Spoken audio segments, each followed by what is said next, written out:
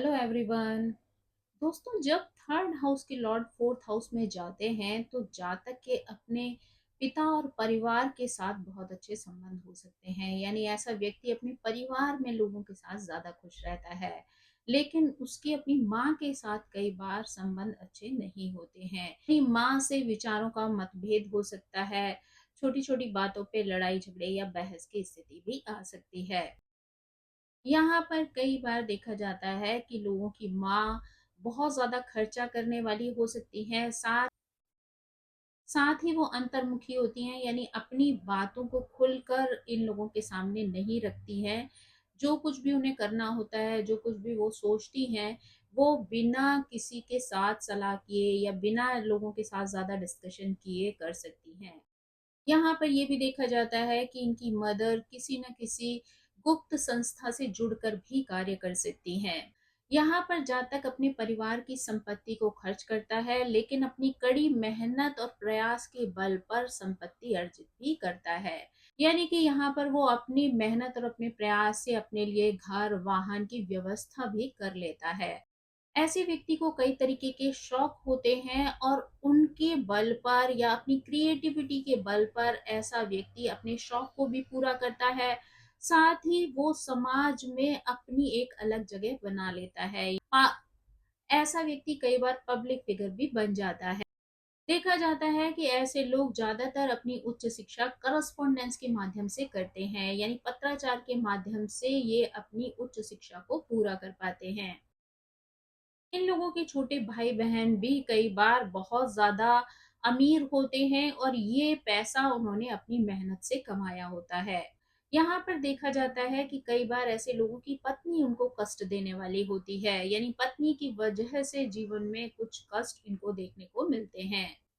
अगर तीसरे भाव के स्वामी चौथे भाव में मजबूत स्थिति में होते हैं तो देखा जाता है कि पत्नी के पास अपना धन और संपत्ति अच्छी प्रकार से होती है और उसका जीवन भी बहुत अच्छी प्रकार से कटता है। ये स्थिति आपको एक दयालु और भावनात्मक रूप से अभिव्यक्त करने वाला साथी बनाती है, यानी कि आप अपने पार्टनर के आगे अपनी भावनाओं को खुलकर अभिव्यक्त कर सकते हैं। साथ ही आपका स्वभाव दयालु होता है, इसलिए घर परिवार में किसी को भी आपकी सहायता की आवश्यकता होती है, आप उनकी मदद करने के लिए भी तैयार रहते हैं। यहाँ पर आप अपने पार्टनर के साथ गहरी बातचीत के माध्यम से, साझा सपनों के माध्यम से या भावनात्मक सहारे के माध्यम से जुड़ते हैं। आपका वैवाहिक जीवन आमतौर पर एक पारिवारिक मेलजोल, परंपराओं या एक सुखद वातावरण को बनाए रखने पर केंद्रित होता है। अगर किसी मेलेफिक ग्रह का प्रभाव होता है तो यहाँ पर आपकी माँ के साथ संबंध खराब हो सकते हैं, यानी अनबन की स्थिति आ सकती है। लेकिन वहीं पर अगर कोई पॉजिटिव या शुभ ग्रह होता है तो यहाँ पर आपकी माँ के साथ संबंध अच्छे होते हैं और आपके जीवन पर भी माता का प्रभाव देखा जा सकता है, यानी आपके व्यक्तित्व में, आपकी बातचीत में, आपके कर्मों में आपको माँ की झलक जो है वो देखने को मिल सकती है। जब थर्ड हाउस के लॉर्ड फोर्थ हाउस में होते हैं तो ये स्थिति एक ऐसे करियर का संकेत देती है जिसमें कला से जुड़े हुए कार्य हो सकते हैं, घर के कार्य हो सकते हैं या रियल एस्टेट से जुड़े हुए कार्य हो सकते हैं। कभी कभी यहाँ पर शिक्षा और देखभाल यानी नर्चरिंग से जुड़े हुए पेशे भी शामिल रहते हैं। आर्थिक स्थिरता यहाँ पर व्यक्ति को लगातार मेहनत के बाद मिलती है, यानी अगर व्यक्ति लगातार प्रयासरत रहता है तो वो अपने जीवन में सफल भी होता है और धन को भी अर्जित करता है। हालांकि कभी कभी भावनात्मक निर्णयों की वजह से आय में उतार चढ़ाव की स्थिति देखी जा सकती है।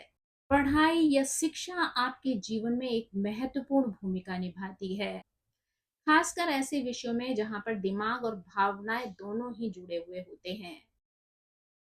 अगर यहाँ पर स्थिति अच्छी हो तो ऐसे में आप अपनी रचनात्मकता और मेहनत के बल पर जीवन में सफलता प्राप्त कर सकते हैं, यानी यहाँ पर आपको अपनी मेहनत की वजह से अपने लक्ष्य की प्राप्ति हो सकती है।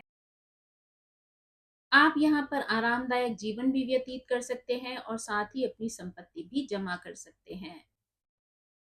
ये स्थिति ये भी दर्शाती है कि आप अपने पास मौजूद सुविधाओं से भी काफी हद तक संतुष्ट रहते हैं।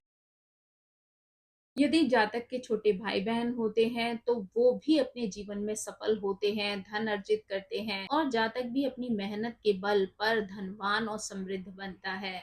अक्सर कर देखा जाता है कि ऐसे लोग संचार, लेखन, प्रकाशन आदि से जुड़े कौशल विकसित करते हैं। क्योंकि तीसरा भाव उपजय भाव है, इसलिए यहाँ पर ये भी देखा जाता है कि व्यक्ति को संपत्ति, वाहन और उच्च शिक्षा प्राप्त करने में बाधाएं आ सकती हैं और कई तरीके की चुनौतियों और रुकावटों का सामना भी करना पड़ सकता है।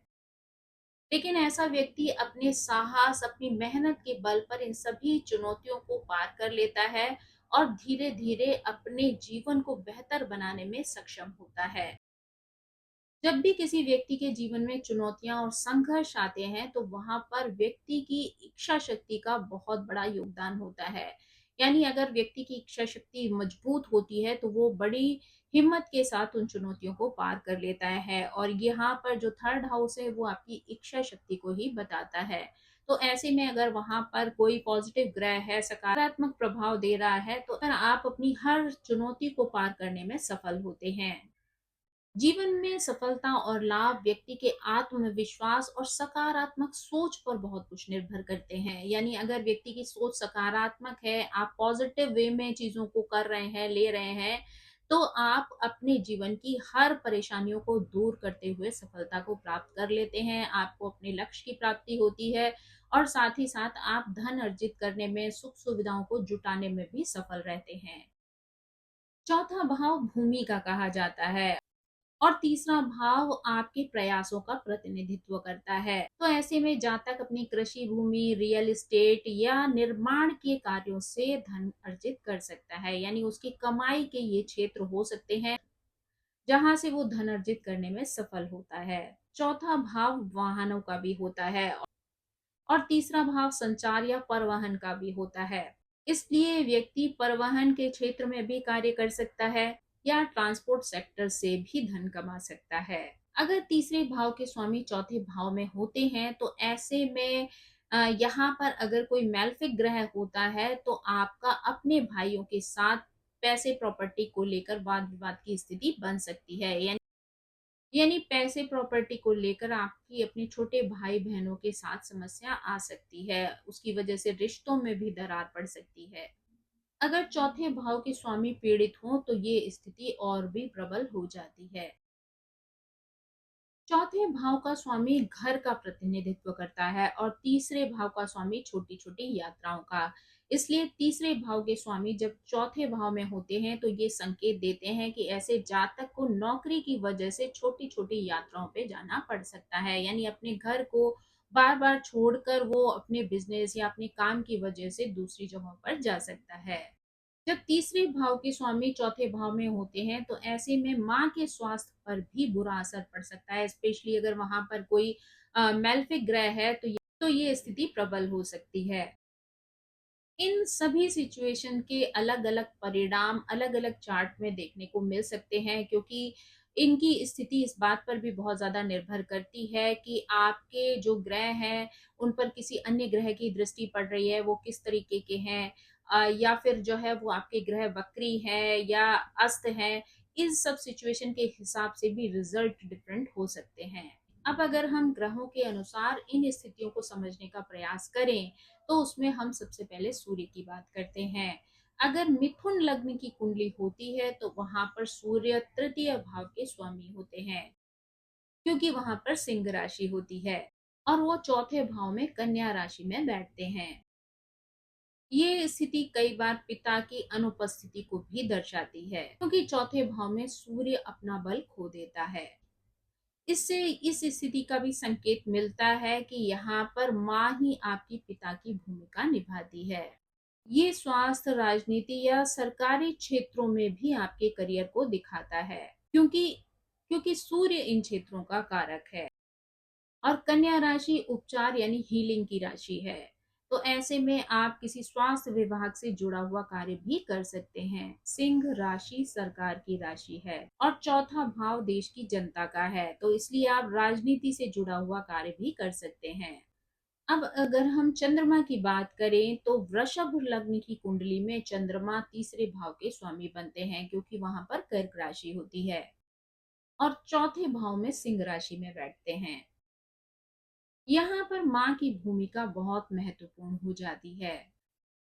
यह स्थिति ये दिखाती है कि व्यक्ति अपनी रचनात्मक क्षमताएं अपनी माँ से सीखता है और नाट्य कला आदि में भी अपना करियर बना सकता है, क्योंकि चौथे भाव में ग्रहों की दृष्टि हमेशा 10वें भाव के ग्रहों पर भी होती है।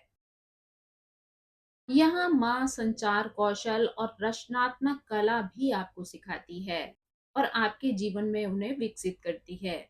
यानी ऐसे व्यक्तियों का इंटरेस्ट कई तरीके की कलाओं से जुड़ा हुआ हो सकता है और वो उनमें कार्य करके धन कमा सकते हैं या अपने जीवन में सुखों को इकट्ठा कर सकते हैं। यहाँ पर व्यक्ति इमोशनली भी अपने परिवार, अपने घर, अपनी माँ से जुड़ा हुआ होता है और उनकी खुशियों के लिए ही कई बार प्रयासरत रहता है। मंगल ग्रह की बात करें तो मंगल ग्रह 2 राशियों का स्वामी होकर यहाँ तीसरे भाव का स्वामी बन जाता है और चौथे भाव में स्थित होता है। अगर हम यहाँ पर कन्या लग्न की बात करें तो मंगल तीसरे और 8वें भाव के स्वामी होकर चौथे भाव में धनु राशि में बैठते हैं।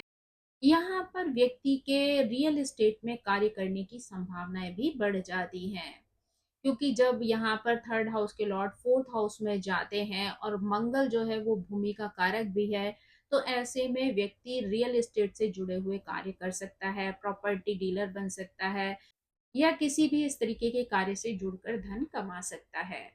मंगल यहाँ पर अपनी मित्र राशि में है, इसलिए माँ के साथ संबंध यहाँ पर बहुत बेहतर हो सकते हैं। व्यक्ति सेना या पुलिस से जुड़े हुए कार्यों में भी संलग्न हो सकता है, वहां से भी वो धन कमा सकता है, सम्मान की प्राप्ति कर सकता है। कि जब मंगल फोर्थ हाउस में जाता है तो ऐसे में लोग अपने देश की सुरक्षा के लिए भी कार्यरत हो सकते हैं। यानी उनका इंटरेस्ट देश से जुड़े हुए जो भी विभाग होते हैं, जहाँ पर कि आपकी हिम्मत की आवश्यकता होती है, आपकी मेहनत और एफर्ट की आवश्यकता होती है, जैसे कि सेना है या पुलिस विभाग है, तो वहां पर भी वो कार्य करके प्रसन्नता का अनुभव करते हैं। तो एक अच्छे प्रेरक वक्ता या शिक्षक भी बन सकते हैं, क्योंकि धनु राशि उच्च शिक्षा को भी दर्शाती है। अब अगर हम कुंभ लग्न की बात करें तो यहाँ पर कुंभ लग्न होता है तो मंगल तीसरे और 10वें भाव के स्वामी बनते हैं और चौथे भाव में वृषभ राशि में बैठते हैं। चौथे भाव में मंगल जमीन जायदाद से जुड़े हुए कार्यों का मजबूत संकेत देता है।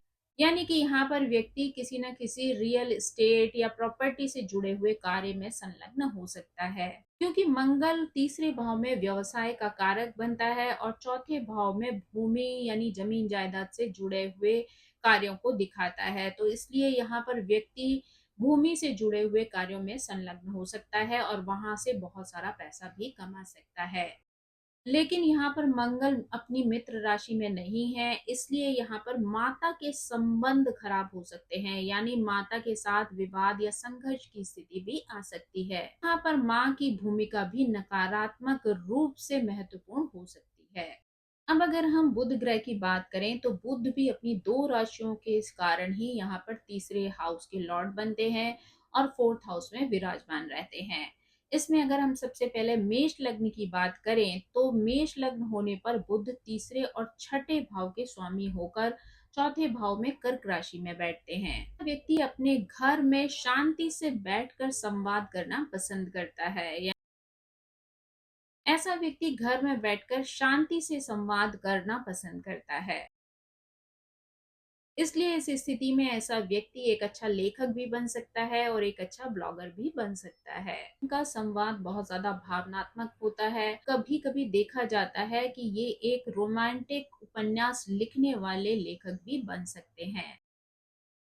यानी ये जरूरी नहीं है कि ये सिर्फ लिखने का कार्य करें, यानी बोलने वाले कार्यों से भी संलग्न हो सकते हैं, जहां पर वो अपनी बातों को, अपनी भावनाओं को बोलकर अभिव्यक्त कर सके।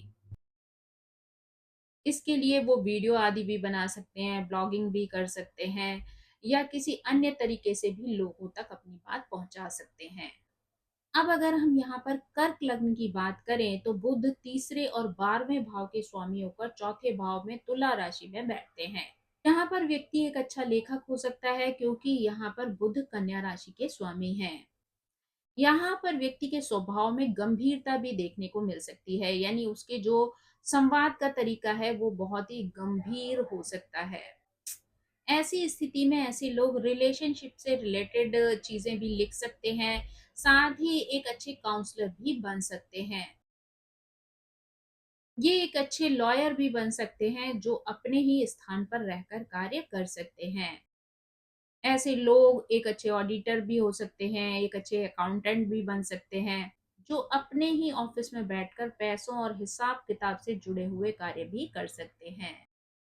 अब अगर हम शुक्र ग्रह की बात करें तो यहाँ पर शुक्र जो है वो दो राशियों के माध्यम से तीसरे हाउस के लॉर्ड बनते हैं और फोर्थ हाउस में बैठते हैं। तो यहाँ पर अगर हम सबसे पहले सिंह लग्न की बात करें तो शुक्र तीसरे और 10वें भाव के स्वामी होकर चौथे भाव में वृश्चिक राशि में बैठते हैं। ये स्थिति एक ज्योतिषी का संकेत देती है। चौथा भाव घर का होता है और शुक्र जुनून का कारक है। वृश्चिक राशि गूढ़ विद्याओं को भी दर्शाती है, तो ऐसे में व्यक्ति अपने ही घर में बैठकर ज्योतिषी का कार्य भी कर सकता है। इसके अलावा ऐसा व्यक्ति जीवन में परिवर्तनकारी घटनाओं, खासकर विवाह से जुड़ी बातों पर डिस्कशन करना बहुत ज़्यादा पसंद करता है। साथ ही दूसरों को सलाह देने में भी इनको अच्छा लगता है।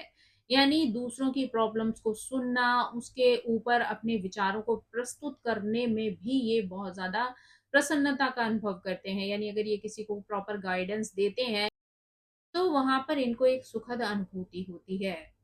अब अगर हम यहाँ पर मीन लग्न की बात करें तो शुक्र तीसरे और 8वें भाव के स्वामी होकर चौथे भाव में मिथुन राशि में बैठते हैं। ये वह स्थिति होती है जहां पर बुध और शुक्र की ऊर्जा का आदान प्रदान होता है। इसलिए ऐसा व्यक्ति रचनात्मक कार्यों में बहुत ज्यादा अच्छा होता है, या फिर नंबरों से जुड़े हुए कार्यों में बहुत ज्यादा माहिर होता है। जैसे कि वो एक अच्छा ऑडिटर भी बन सकता है, एक अच्छा अकाउंटेंट भी बन सकता है।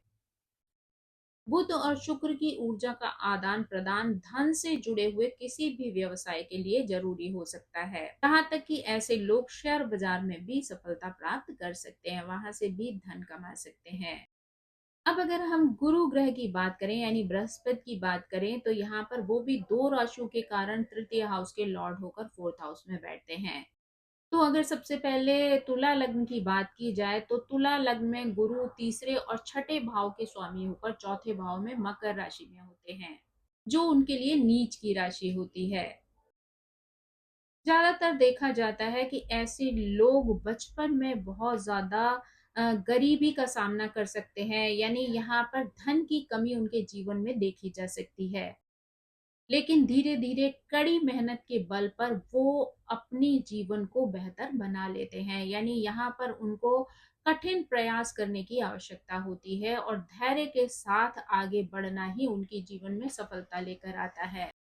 यानी फोर्थ हाउस में मकर राशि जो है वो मेहनत की राशि है, और अगर व्यक्ति मेहनत करता है तो उसको उसके शुभ परिणाम प्राप्त होते हैं। ऐसा व्यक्ति वकील या सरकारी अधिकारी के रूप में भी कार्य कर सकता है। भले ही यहाँ पर गुरु नीच का हो, लेकिन माँ ही इनके लिए गुरु बनती है। यानी माँ के द्वारा ही ये जीवन में चीजों को सीखते हैं। उन्हीं की वजह से जीवन में आगे बढ़ना इनके लिए संभव होता है। माँ ही उसे सही ज्ञान देती है और माँ की समझ ही उनके लिए जीवन में मार्गदर्शन का कार्य करती है। चाहे उनके पास धन हो या ना हो, लेकिन वही उनको रास्ता दिखाने वाली होती है।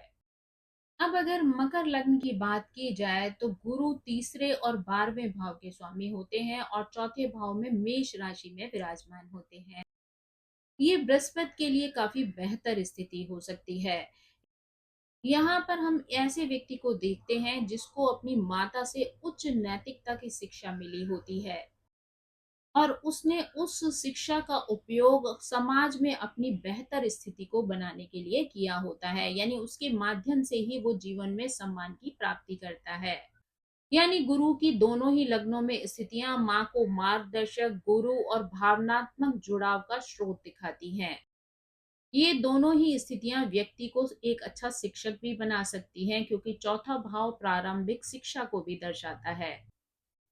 अब अगर हम शनि ग्रह की बात करें, तो यहाँ पर वृश्चिक लग्न और धनु लग्न के लोगों के लिए थर्ड हाउस में मकर और कुंभ राशि होती है। जब शनि तीसरे भाव के स्वामी होकर चौथे भाव में बैठते हैं, तो यहाँ पर व्यक्ति का अपनी माता के साथ संबंध बहुत ज्यादा सीमित हो जाता है। संभव है कि किसी ना किसी कारण से व्यक्ति अपनी माता से दूर हो गया होता है, चाहे वो शिक्षा की वजह से हो या किसी और रीजन की वजह से हो, उसको अपनी माता से दूर रहना पड़ता है। उनका रिश्ता अपनी माँ के साथ सामान्य बच्चों जैसा नहीं होता है। माता यहाँ पर हमेशा बच्चों को अनुशासन में रखने की कोशिश करती है, और एक उम्र के बाद बच्चों को उनकी ये स्थिति पसंद नहीं आती है। यानी शुरू में तो वो हो सकता है माता के व्यवहार को डर की वजह से या किसी भी रीजन से चुपचाप सहन कर लें, लेकिन जैसे ही उनकी उम्र बढ़ती है, उनको माता का ये दबाव या हर तरीके से प्रेशर बनाए रखना या बहुत ज्यादा अनुशासन में रहना पसंद नहीं आता है। इसी वजह से उनके विचारों में भी मतभेद होने लगते हैं, और वो माता के साथ कई बार दूरियां बना लेते हैं। उनके क्योंकि अगर वो साथ रहते हैं, तो उनके बीच में बहस या टकराव की स्थिति भी बन जाती है। ये संबंध उम्र के साथ ही बेहतर होता है, जबकि व्यक्ति को धीरे धीरे इस बात का एहसास होता है कि माता उन पर जो भी कंट्रोल रखती हैं या उनके साथ अनुशासित व्यवहार करती हैं, तो वो उनकी भलाई के लिए ही किया जाता है। तो इसलिए धीरे धीरे लगभग 30-35 साल की आयु के बाद ही उनके संबंध माता के साथ अच्छे होना आरंभ होते हैं। कई बार इस तरीके की स्थिति बन जाती है जहां पर बच्चों को बचपन में ही घर से दूर भेज दिया जाता है। अब अगर निष्कर्ष के रूप में कहा जाए, तो व्यक्ति अपने पिता और परिवार के सदस्यों के साथ एक अच्छा खुशहाल जीवन व्यतीत करता है, परंतु माता के साथ कई बार संबंधों में दूरियां होती हैं।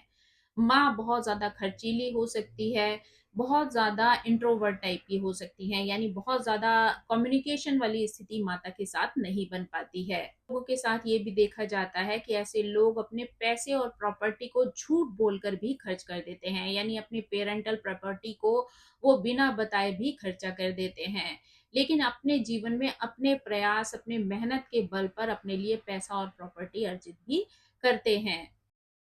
ऐसे व्यक्ति के बहुत बड़े-बड़े शौक होते हैं, और उनको पूरा करने के लिए वो निरंतर एफर्ट डालते रहते हैं। तो दोस्तों, ये थी थर्ड हाउस के लॉर्ड से संबंधित जानकारी। जब थर्ड हाउस के लॉर्ड फोर्थ हाउस में जाते हैं, तो किस तरीके से व्यक्ति के जीवन को प्रभावित कर सकते हैं, और व्यक्ति को अपने जीवन में किस तरीके के निर्णय लेने पड़ते हैं। आई होप ये जानकारी आपको पसंद आई होगी। Thank you so much. मेरी आप सभी से रिक्वेस्ट है कि प्लीज मेरे चैनल को सब्सक्राइब करें, लाइक करें, शेयर करें और कमेंट करके इसी तरह मुझे प्रेरित करते रहें। So thank you so much. Bye bye.